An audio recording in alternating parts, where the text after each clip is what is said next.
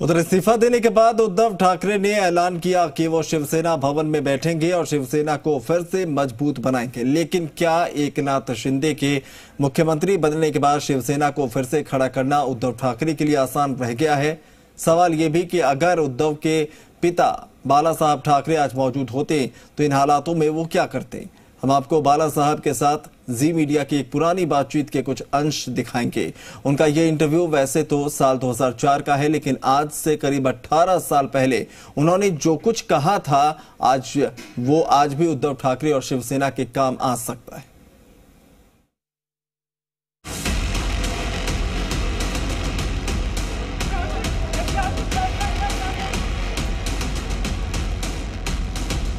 सिर्फ 10 दिन में महाराष्ट्र की सियासत यू टर्न ले चुकी है। एकनाथ संभाजी शिंदे महाराष्ट्र में अब उद्धव ठाकरे की नहीं, एकनाथ शिंदे की सरकार है। झाले आहे अशा भारतीय संविधानाबद्दल मी खरी श्रद्धा व निष्ठा बाळगीन। कल तक मुख्यमंत्री रहे उद्धव ठाकरे अब भूतपूर्व सीएम हो चुके हैं। त्यांचे त्या शिवसेनेला सत्तेवरून खाली खेचलं, शिवसेना प्रमुखांच्या मुलाला मुख्यमंत्री पदावरून उतरवलं। त्याचे पेढे त्यांना खाऊ द्या आणि त्यांना ज्यांना वाटायचे त्यांना वाटू द्या, तो गोडवा त्यांना लख लाभो। अब जरा उद्धव ठाकरे का ये अंदाज देखिए।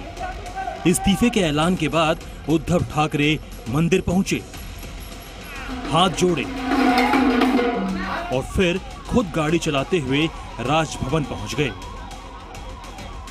उद्धव ने कहा कि सत्ता भले ही चली गई हो, लेकिन उनके पास शिवसेना है और अब वो शिवसेना को फिर से खड़ा करेंगे। उसी शिवसेना को जिसे 1966 में उनके पिता बाला साहब ठाकरे ने पैदा किया था। अब उद्धव ठाकरे शिवसेना को कैसे बचाएंगे पता नहीं, लेकिन आज आपको ये जरूर देखना चाहिए कि शिवसेना के संस्थापक बाला साहब ठाकरे पार्टी, सियासत और सत्ता के लिए क्या सोचते थे। ये भी जानना जरूरी है कि अगर बाला साहब ठाकरे मौजूद होते तो वो क्या करते। सबसे पहले बात करते हैं हिंदुत्व की। बाला साहब ठाकरे हिंदुत्व की लाइन पर बिल्कुल अस्पष्ट थे। क्या कहते थे आप खुद सुन लीजिए। लाइन पकड़ी थी हिंदुत्व की, और मैं हमेशा ही कहता हूँ, and I continue to say that I am a staunch Hindu. मैं बहुत कड़वा हिंदू हूँ। शर्म की क्या बात है इसमें? मैं कहीं पाकिस्तान में जाके तो नहीं बोलता हूँ, न कहीं बांग्लादेश में जाके, ना अरब राष्ट्र में जाके बोलता हूँ। मैं मेरे हिंदुस्तान जो हिंदू राष्ट्र है, यहाँ मैं बात करता हूँ। सिर्फ हिंदुत्व ही नहीं, सियासत और सत्ता पर भी उनके विचार बिल्कुल अस्पष्ट थे। बाला साहब ठाकरे ने कुर्सी या पद की कभी कोई परवाह नहीं की। नहीं, कभी नहीं, कभी नहीं। ये कुर्सी का मोह मुझे नहीं है। क्या कुर्सी होती है? क्या कुर्सी क्या होती है? When people accept me as a king maker, why should I? King maker है तो किंग को क्या जरूरत है कुर्सी के पर? तुम्हारी कुर्सी है नहीं, बैठो आराम से, कोई खींचने ले जाएगा। बाला साहब ठाकरे कभी नहीं चाहते थे कि सत्ता के लिए शिवसेना दूसरी पार्टियों जैसी हो जाए, अपनी लाइन से समझौता करे या फिर पार्टी में मतभेद शुरू होने लगे। तफावत, इतनी मतभिन्नता, और ऐसे झगड़ते रहेंगे। मैं भी कह सकता हूँ भाई ये चलने वाला है तो दुकान बंद कर दूंगा, मैं दुकान बंद कर दूंगा। मैं कहता हूँ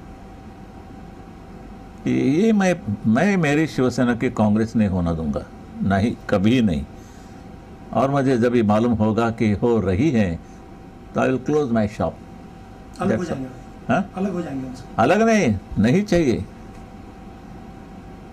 शिवसेना चुनाव नहीं लड़ेगी, जाओ, कहाँ जाएंगे लोग? शिवसेना अध्यक्ष उद्धव ठाकरे को अपने पिता की ये बात भी जरूर सुननी चाहिए। आज जो मान सम्मान तुम्हें मिल रहा है शिवसेना के नाम पर मिल रहा है,